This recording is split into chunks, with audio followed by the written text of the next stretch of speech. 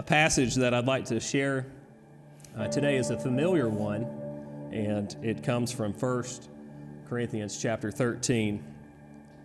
Love is patient. Love is kind. Love does not envy. It's not boastful. It's not arrogant. It is not rude. It is not self-seeking. It is not irritable. It does not keep a record of wrongs. Love finds no joy in unrighteousness, but rejoices in the truth. It bears all things, believes all things, hopes all things, endures all things. Today, Lane and Sarah Ellen, before you make your vows to one another and before you place rings on each other's fingers symbolizing your commitment to one another, before you seal your promise with a kiss, I would like to just take a moment to remind both of you of what God's expectation is for your marriage. And there are a few reasons why God invented marriage. And one of the key reasons is because He desires for it to be a picture of the relationship between Christ and the church. It's a picture of the gospel. And the two of you have expressed that the gospel has made an impact on your life, and it is that gospel that you as individuals have been saved by, and that you've been saved by Christ, and that you are to be picturing.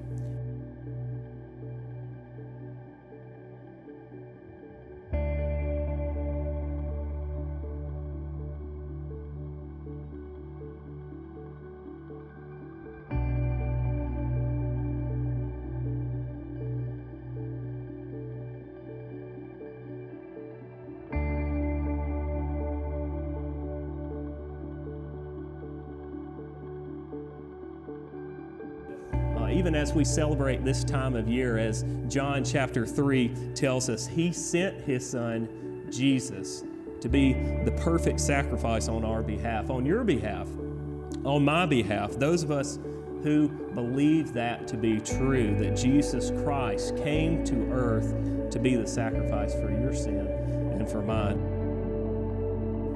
Jesus Christ, He is the ultimate picture of sacrificial love. The Bible says that Jesus is the groom and that His church is the bride. He sacrificed much for His church, loving us sacrificially enough to even lay down His life for us. All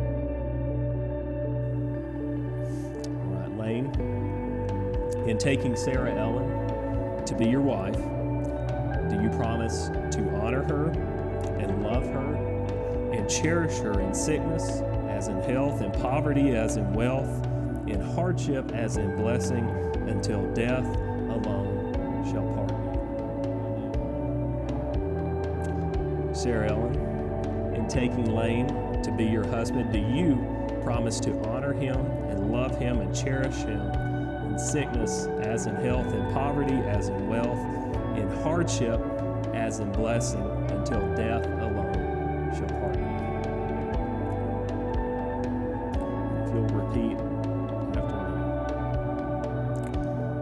me. I, Lane, take you, Sarah Ellen, to be my wife, to have and hold from this day forward. I pledge before God and these witnesses to place your good above mine, now and always, no matter the circumstances. I promise to honor you, to love you, and to cherish you until death do us part. Joyfully and willingly, I commit myself to you and to you. I, Sarah Ellen, take you, Lane, to be my husband, to have and hold from this day forward. I pledge before God and these witnesses to place your good above mine, now and always, no matter the circumstances. I promise to honor you, to love you, and to cherish you until death do us part. Joyfully and willingly, I commit myself to you and to you alone.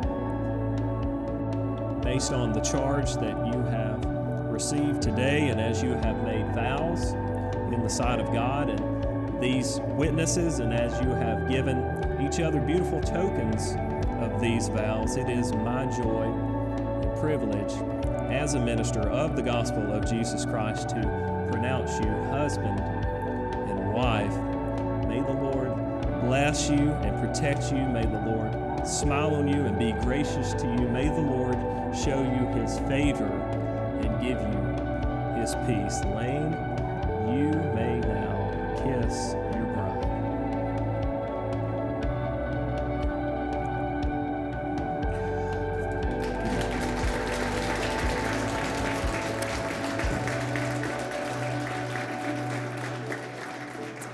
Well, family and friends, it is my pleasure to present to you now Mr. and Mrs. Lane Anders.